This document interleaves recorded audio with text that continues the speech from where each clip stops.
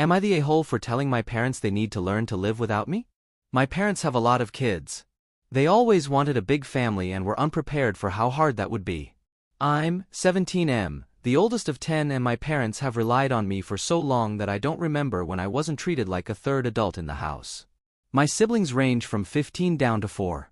My parents are still technically able to have more kids too because neither is 40 yet, and it scares me, I won't lie.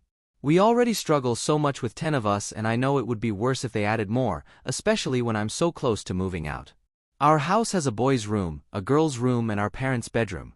We all sleep on these tiny bunk beds to fit everyone in.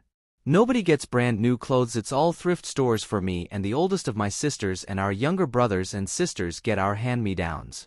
It was expected I would step up by the time I was 5. I had to make my and my siblings' beds, had to tidy up after my younger siblings, had to stop my younger siblings from climbing onto things, and I was also expected to clean the floors. Over time more chores were added to my list.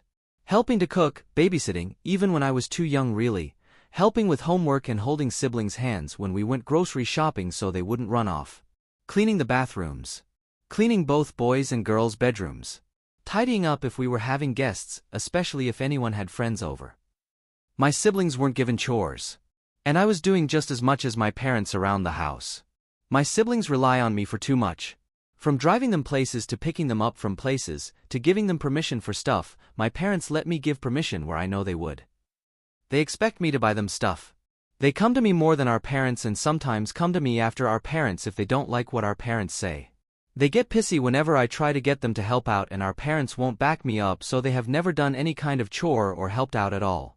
They get so mad when I ask, they say I'm not mom and dad, but then they also won't go to mom and dad for this shit most of the time. My parents started freaking out because I'll be 18 in October and they know I plan to move out.